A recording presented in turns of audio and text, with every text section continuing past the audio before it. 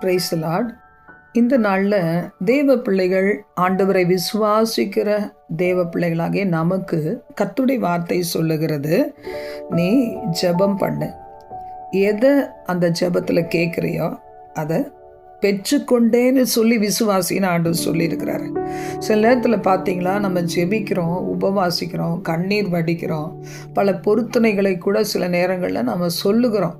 பல நேரங்களில் கர்த்தரை கிட்டி சேருவதற்கு உரிய விதத்தில் அவரை கிட்டி சேரக்கூட செய்கிறோம். ஆனாலும் கூட அந்த ஜெபத்தில் நம்ம கேட்டுக்கொள்ளுகிறத விசுவாசிக்க முடியாதபடி சில நேரங்களில் மலை போன்ற காரியங்கள் நம்ம கண்ணுக்கு முன்னாடி வரலாம். அந்த மலைகளை போன்ற பிரச்சனைகளையும் மனிதர்களுடைய சில விதமான நாம் ஜெபிக்கிறதுக்கு விரோதமான அவர்களுடைய உள்ளத்தினுடைய நிலைமைகளை நம்ம பார்க்கும்போது, அவர்களை குறித்து கேள்விப்படும்போது, சூழ்நிலைகளை நாம் உற்று பார்க்கும்போது, நாம் ஜெபித்ததற்கும் விசுவாசித்ததற்கும் ஆண்டவர் சமூகத்தில் நம்மை ஒப்பு கொடுத்ததுக்கும் விரோதமான அநேக காரியங்களை நம் கண் கொண்டு பார்க்கும்போது நம்ம நினைக்கிறோம், ஐயோ இந்த மலைகளை நம்மளால் நகர்த்தவே முடியாது அப்படின்னு சொல்லி நம்ம நினைக்கிறோம். ஆனால் நம்ம பார்க்கிறத வச்சு நம்ம நினைக்கிறோமே தவிர ஆண்டவர் என்ன சொன்னாருங்கிறத நம்ம மறந்து போயிடுறோம். நமக்கு அந்த மலையை நவுத்த முடியாது, நமக்கு அந்த பிரச்சனைகளை மாற்ற முடியாது.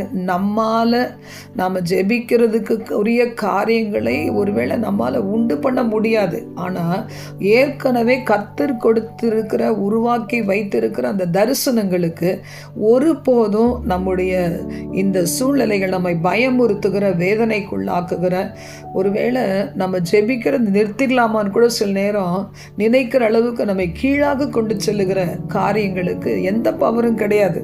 ஆண்டவருடைய வார்த்தைக்கு மிஞ்சின ஒரு காரியம் ஒரு நாளும் சம்பவிக்காது. கர்த்தருடைய வார்த்தை சொல்லுகிறது, எவனாகிலும் இந்த மலையை பார்த்து நீ பெயர்ந்து சமுத்திரத்தில் தள்ளுண்டு போ அப்படின்னு சொன்னால் தான் சொன்னபடியே நடக்கும் என்று தன் இருதயத்தில் சந்தேகப்படாமல் விசுவாசித்து அவன் சொன்னது நடக்கும் அப்படின்னு சொல்லியிருக்க பாருங்க. யோசுவா எப்படி கட்டளையிடுகிறார், சூரியனே சந்திரனே நீ அந்த இடத்துல நில்லுன்னு சொன்னார், விசுவாசித்தார். பார்த்தீங்களா, அது அப்படியே நடந்தது. அப்போ இன்னைக்கு தேவ பிள்ளைகள் நாம கூட, எலியா என்ன சொன்னார், நான் சொல்கிற வரைக்கும் இந்த தேசத்தில் மழையே பெய்யாதுன்னு சொன்னார். மறுபடியும் அவர் ஆண்டவரால் அனுப்பப்படுறாரு. அப்போ போய் நீ சொல்லு, மழை பெய்யும்னு சொல்லு. அதே மாதிரி அவர் சொல்லிட்டு விசுவாசிக்கிறாரு. அப்படியே நடந்தது. அக்கினியால் உத்தரவர்களும் தெய்வம் தான் தெய்வம்னு சொல்கிறாரு. அது சொன்னபடியே நடந்தது. செய்ய வேண்டியதை செஞ்சால் நம்ம சொல்கிறது நடக்கும். God bless you.